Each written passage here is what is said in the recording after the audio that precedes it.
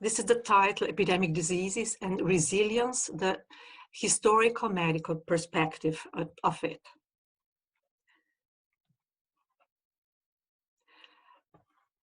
Just a minute.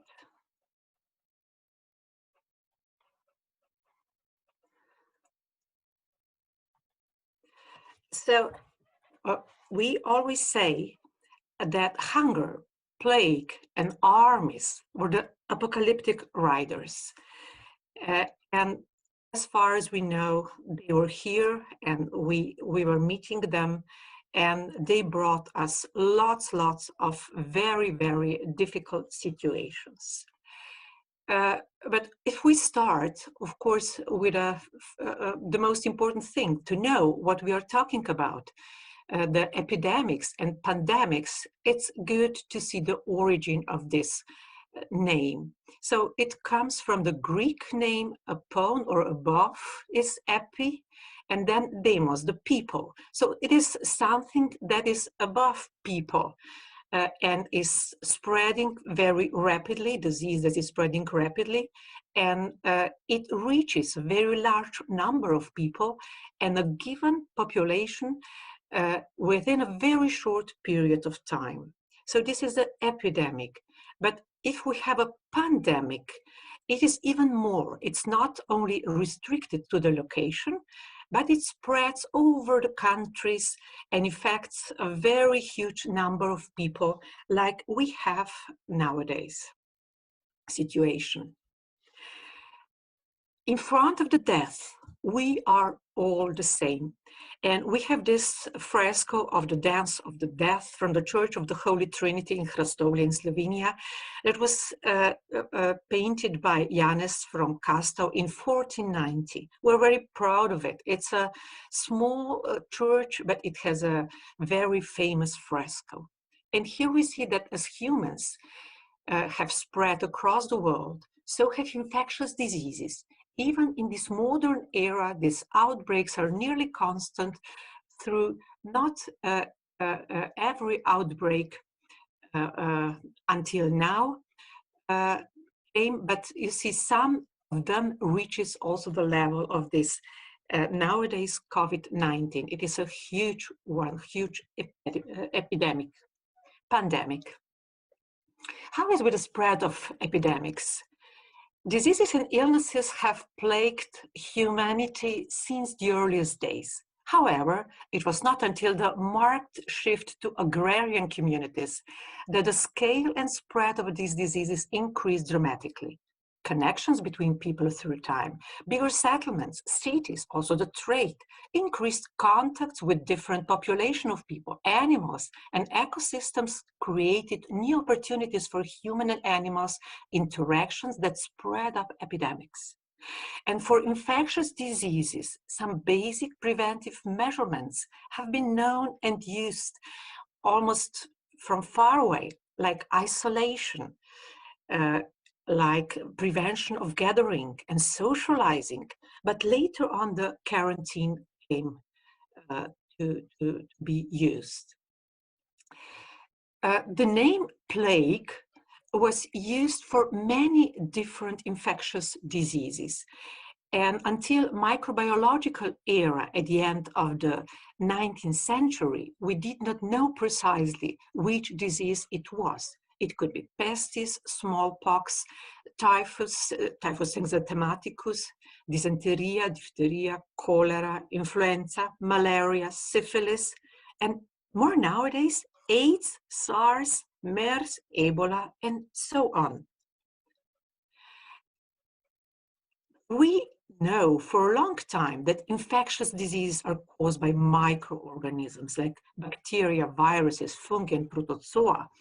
And here is the relative size of those particles. We see they are the smallest, very, very tiny.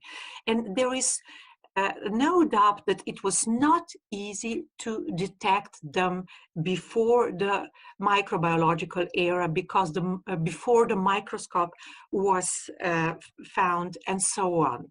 So it was very difficult to understand the epidemics and pandemics in the very far time in the past.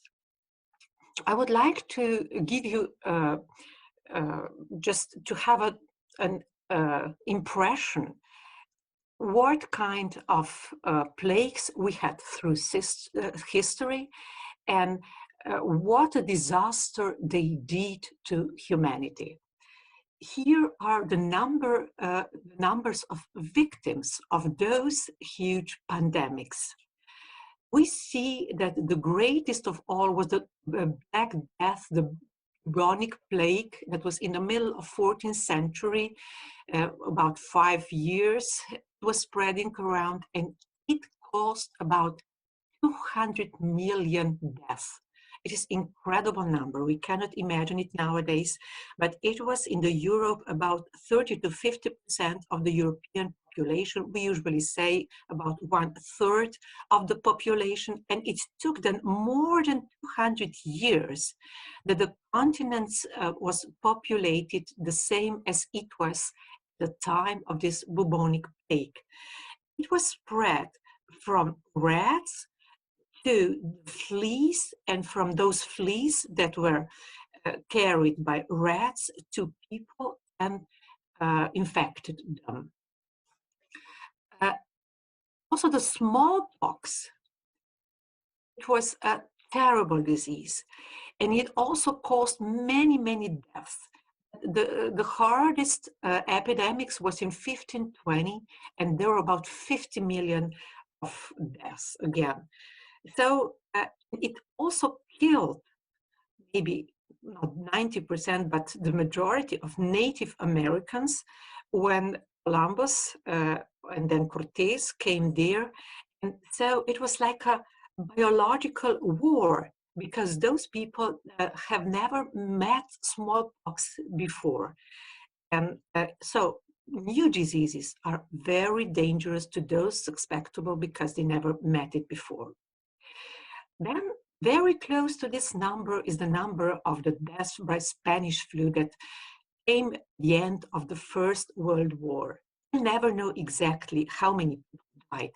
Here it says 5 to 50 million, some data says even 200 million people, but it was such a deterioration. It was such a massive dying that it is now in our records because it's only 100 years from it. And it was the disease and the plague that is closest to nowadays pandemics.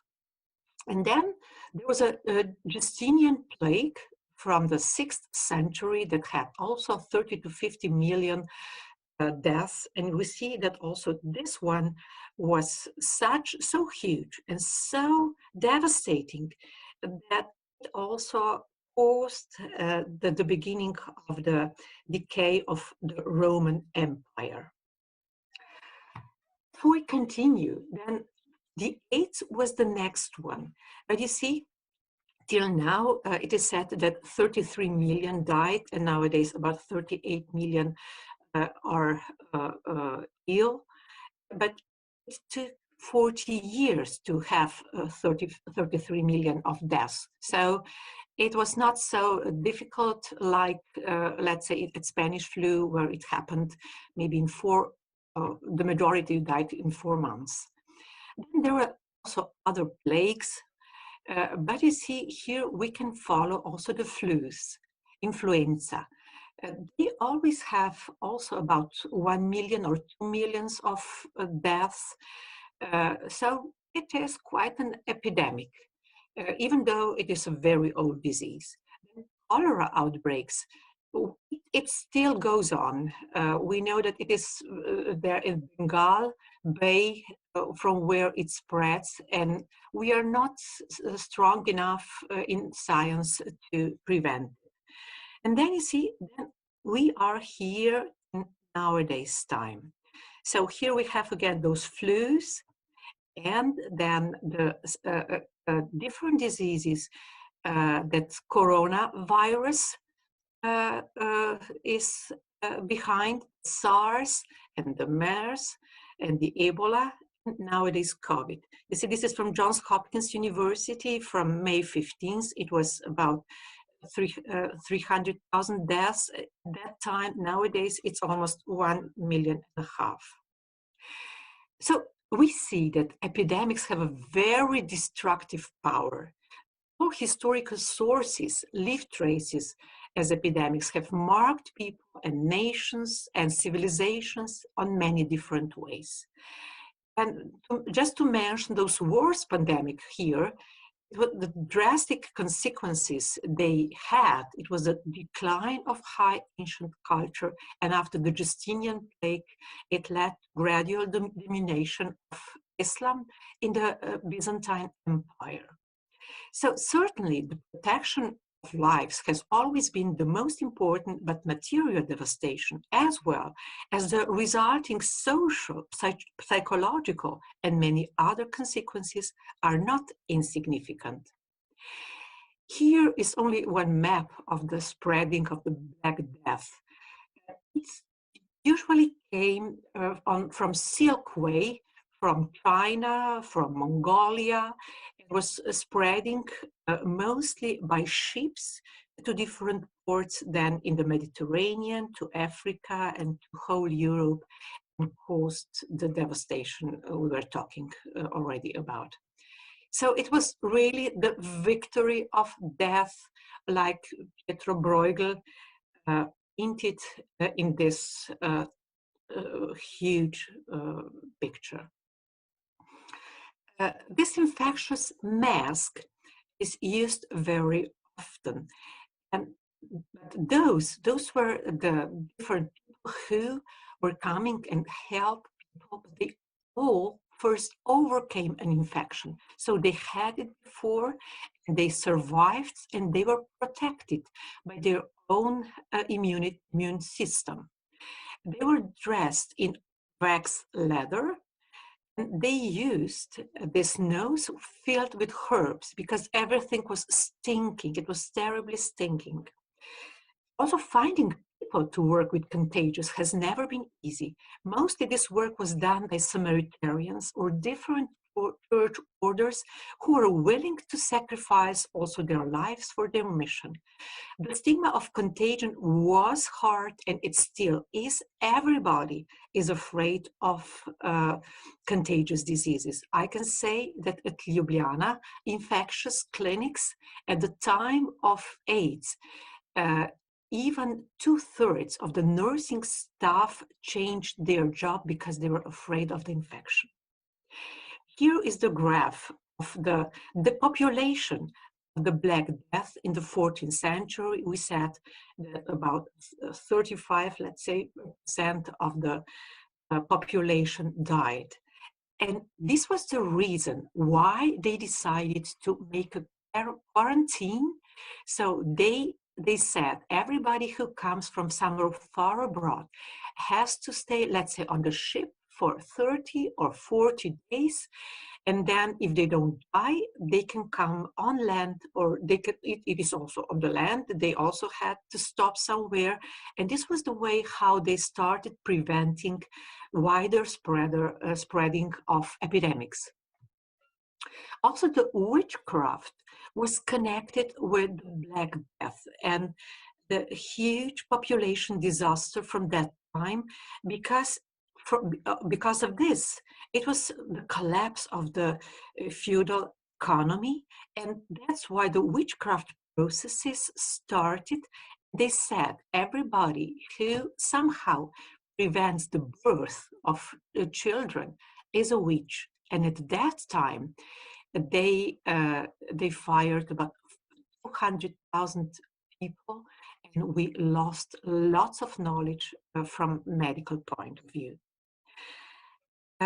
According to the terrible situation, according to suffering and losing so many people, there were saints helping in those epidemic diseases, like mostly Saint Rocus and some others. that were used very much, and so many Slovenian churches are dedicated to them, and we have lots of different statues and paintings dedicated to them. This is from the Lavička collection in Ljubljana Lake. And I would like to say that even though so many died, with resiliency, the life went on. And here are the Slovenian people from Stojan Kerbler always, the strong, the peasant who believe, who wants to live, who have faith, who have hope, who have love. They go on, even though that the times were so very hard. And then the smallpox was also such a horrible disease, as we can see it here, and it was ever since among us. And here I would like to stress that this was the disease that brought one of the hugest revolutions to medicine. This is the vaccination. And the first one was brought by Edward Jenner in 1796, who found out that the girls who are milking the cows, they don't die of smallpox. And he said, okay, then this smallpox that cows have could maybe prevent people. And because vacca is in Latin cow, he made a vaccination with it. And this is the very, very important work that talks about it. And we had in two years, we had also vaccination in Slovenia. And we had lots of these Impfungszeugnisses, Schutzbocken in German, that were certificate that people were vaccinated. But you see, we also had the last epidemic of smallpox in Yugoslavia in 1972. It was the last epidemics in Europe. It was in Kosovo, and it was brought by Islamic dervish who traveled to Mecca to pilgrimage, and he brought it back, and it was an unusual form, so it was not recognized. And therefore, 18 million of Yugoslav people were vaccinated immediately, and 57 days it took, and 175 people were infected, and 35 of them died.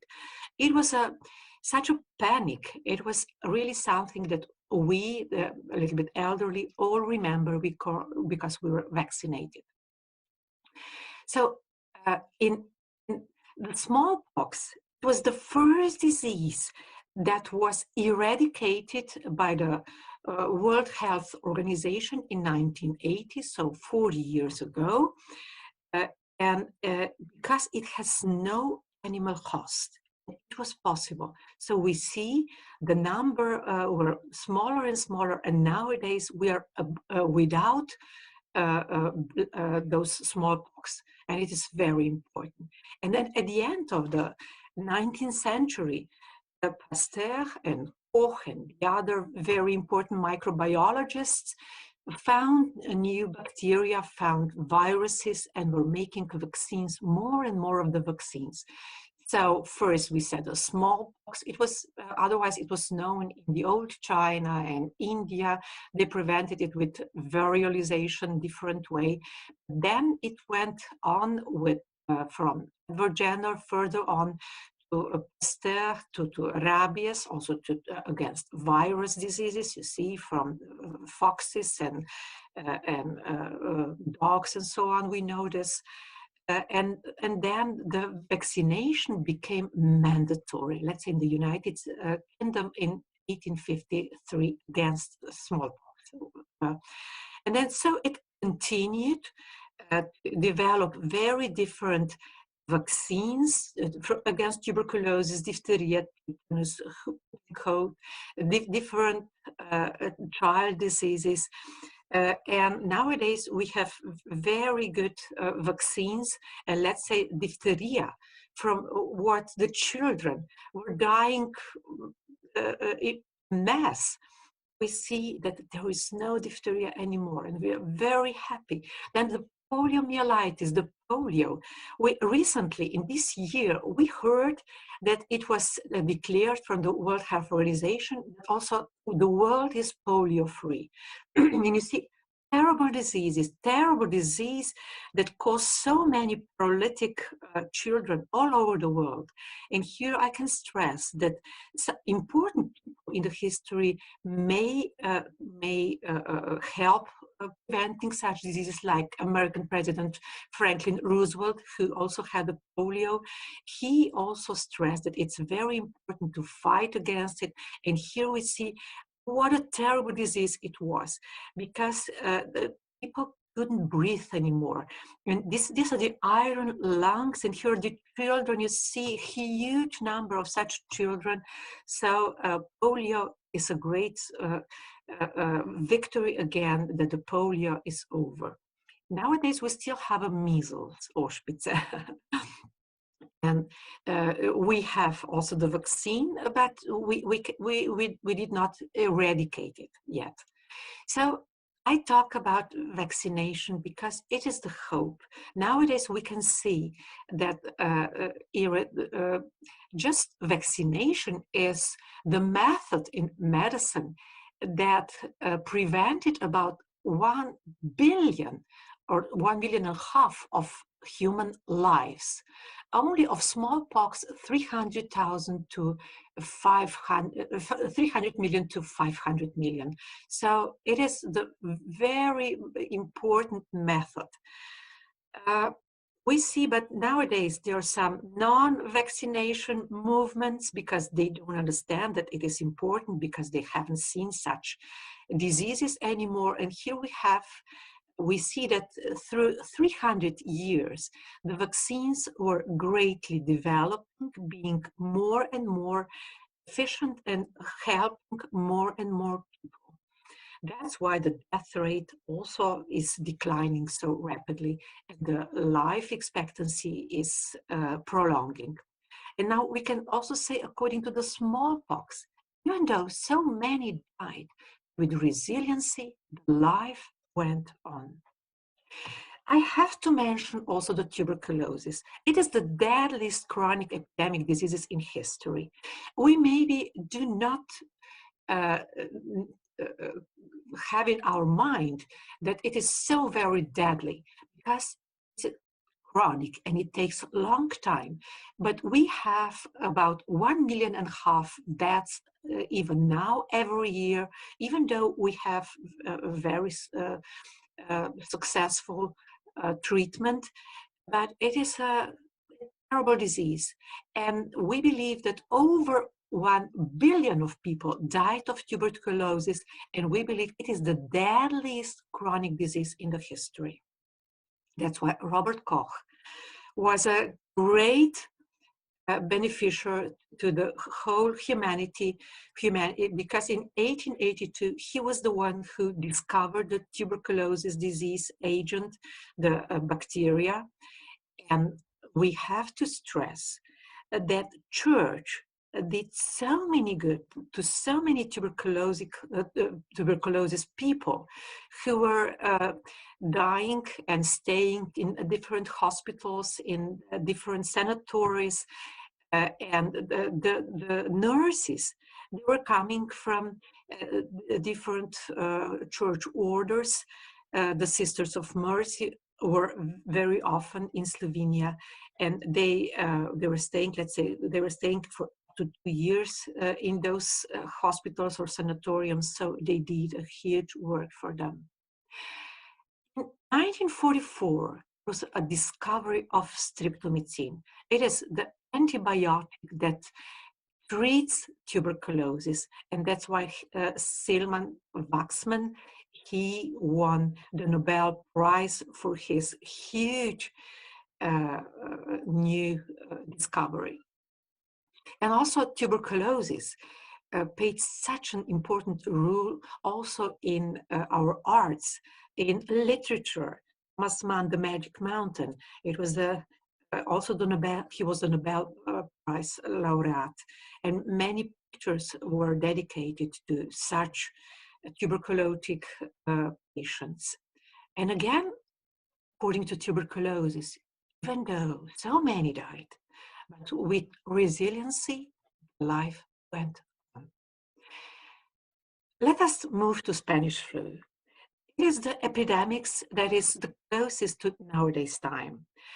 And it was a global flu that twice circled the world in 3 waves and was most lethal outbreak of the flu at the end of the First World War. It killed, said before, we don't know precisely how many people, but the World Health Organization says 50 million, some say about 100 million people, and everybody was dying, the soldiers, civil people, and so on. At that time, the humanity had about 1.5 billion people, about 500 millions were infected, and about, let's say, 50 million died. So the enormous numbers. We, from America, we have best statistics because they were not in the war. And this influence, it had 3 bigger waves. The first one was at the beginning of the 1918, then till June, let's say, then the virus was in peace, and then in August it started changing, and then it was a very huge, this second wave that was the most deathful, and it brought to, let us go just back to, it took, let's say, about 4 months, everything together, terrible wave. And then during the January and February, it stopped, but there was a 3rd wave again. And this is what we know, how it spread. And we know that there are viruses, RNA viruses, like coronaviruses nowadays. That's why we also think that there are some similarities we have to think about. So the same flu was far more deadly in the second wave. But in second wave, those who survived the first wave, they were immune and they did not die. But what was terrible was this, that young people and healthy adults were dying. The average age was 20 to 40 years of those who died. It was terrible because they never met this disease and they had none of their own immunity against them. It was in the United States. The photos are from them. In Europe, there was a war. Of course, there were no data, only from Spain that was neutral, and the coffins were lacking, and there were many common graves for many people together. Nowadays, we estimate that between 2 to 20% of infected died. Estimate is 2.5 to 5% of the world's population. So it was terrible because 25 million died in about 25 weeks. So 1 million a week. That's why this influenza is really something we are most afraid of, and that's why also such preventive measures are made, because we know that we have a new disease and nobody is immune against it. The usual mortality rate of flu is 0.1. And we have every year about 500,000 of deaths of a just ordinary flu. During those few months in Yugoslavia, at that time it was not Yugoslavia yet, but the territory of Yugoslavia, because the Austro-Hungarian monarchy was just at the end. About 60,000 people died. We predict maybe about 6,000 in Slovenia. We'll never know precisely. And there were lockdowns at that time. You see, we see all public gatherings consisting of 10 or more are prohibited. It was November the 7th, 1918. So nothing new also nowadays. So it was the greatest medical holocaust we remember nowadays. And we know that the way that people were dying is similar to nowadays with the cytokine storms, but nowadays we have good medications and we can help. And we also see that living with flu was connected with masks. People knew they have to prevent themselves, and the mask must be a part of their everyday life. So you see, wherever they could, were wearing masks. And also, nowadays, we know that this epidemiological control or the spreading of infectious diseases must be permanently monitoring by we have it now every day in every country, and it is connected with World Health Organization. It's connected with the different important organizations that fight against it and take care about the safety of nations. We also have to stress that animal diseases are the ones that are very, very dangerous for people. That's why we deratize against rats and mice and the others. Also, this flu reflects in arts everywhere. Here we have from Edward Munch his self-portrait, because he also died. He also suffered from Spanish flu, but his mother died. And here are some photos, some pictures of it. And we also have our authors who wrote about it. Boris Pachor, he remembered his 4 years sister, how she was dying. Then we have, let's say, Frane Milczynski, who wrote a diary, and he wrote about terrible dying and obituaries. And the ringing of church bells was even forbidden somewhere, because it was ringing all the time because so many people died. So it was a terrible time. But again, even though so many died, with resiliency, the life went on. With a prayer, with hope, with faith, with love. I have to mention also AIDS, because we remember it. It was a new disease. And it, at the end of 1970s, the rumors only of a mysterious disease that kills homosexuals, and, like gay cancer, we heard about it. You see, in 1982, over 200 deaths in New York, Los Angeles, and San Francisco happened. So they saw that it is infectious, that it spreads through blood, sexually transmitted, and through drug injections. In 1983, the HIV virus was isolated first and identified by the Pasteur Institute in France by Montagnier, who won the Nobel laureate again. But it was the spread that started far earlier. Retrograde studies have confirmed that the first examples date back to 1950s. And at that time, there were many errors in the early era of AIDS done. So there was free sexuality and its limits that were not stressed. It was the denial of AIDS contagion, irresponsibility of homosexual leaders. They did not warn the loved ones of the danger. Delayed action due to denial of facts. The disease comes from elsewhere. It is not indigenous. They revenged to many people. AIDS will spread also in the future, especially where women are unemancipated. AIDS had now about 33 million of victims in 40 years. 38 million are sick nowadays in 2020. And condom for safe sex was introduced.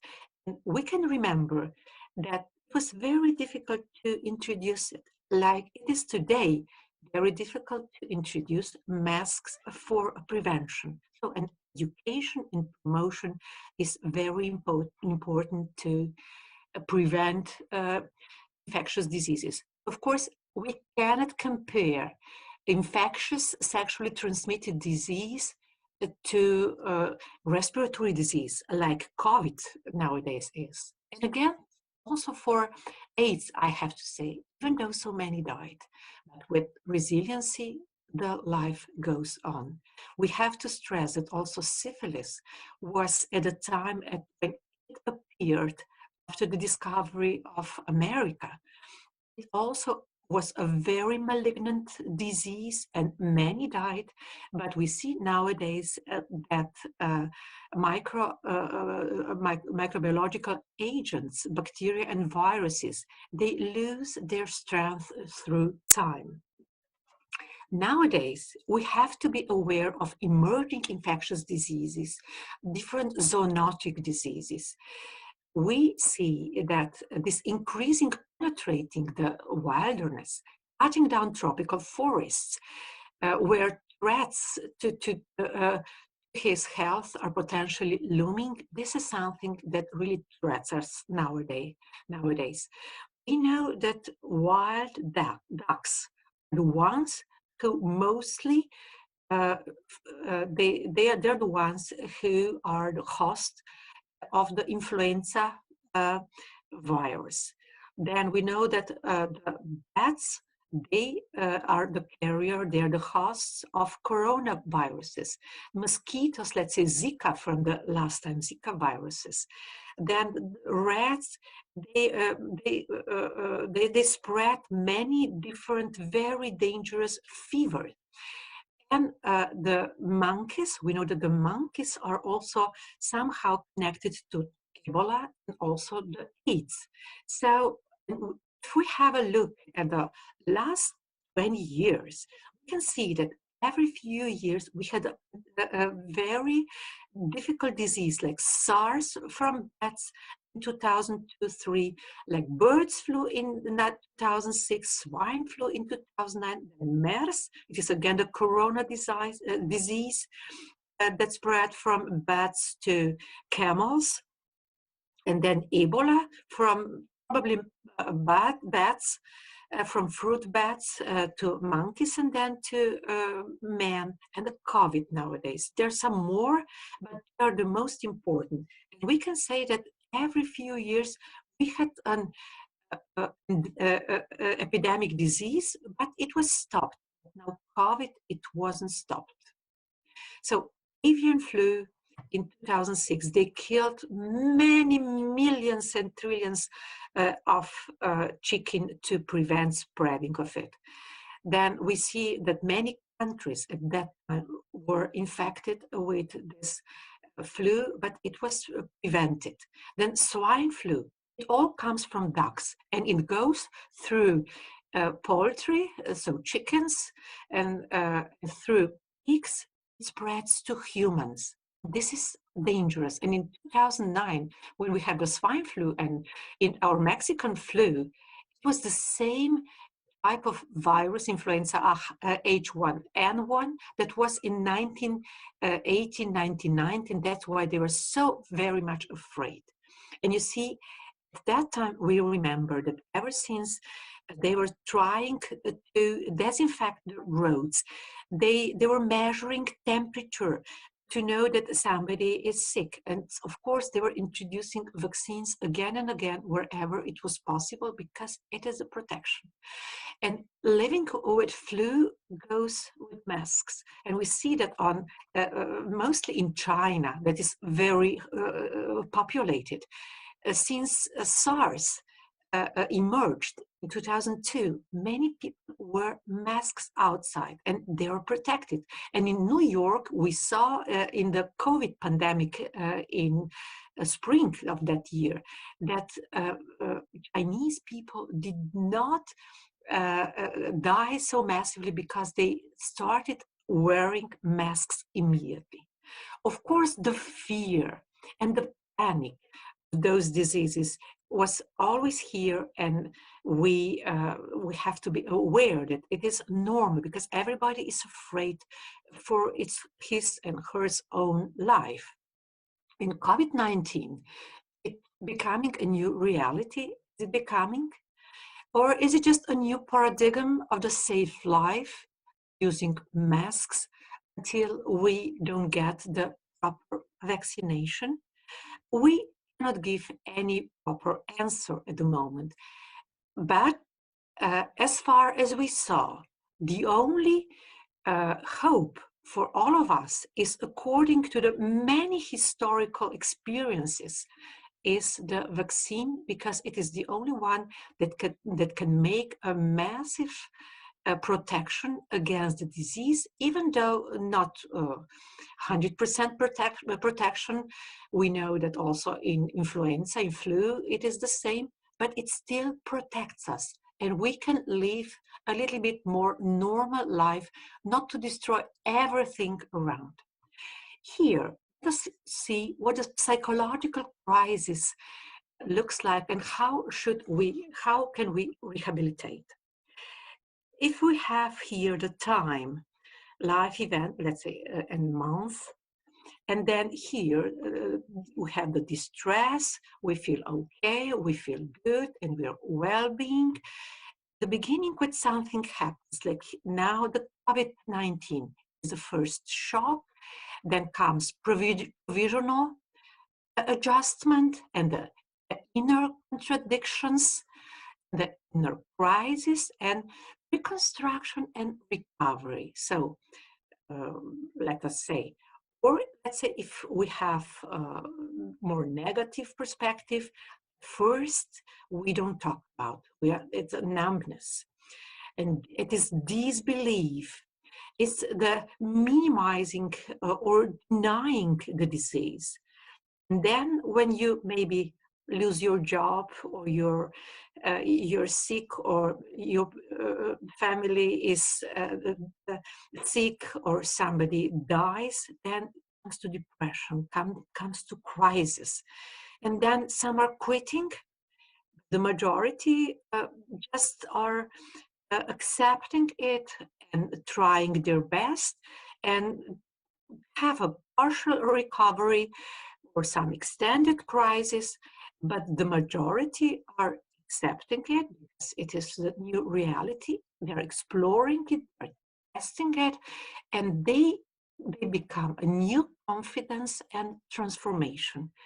And that's what we have to do all together nowadays, and say, even though 1.5 million of people died from COVID-19, and even though that so much damage has been done to the economy, to people, to psychological distresses here, and everything we are losing.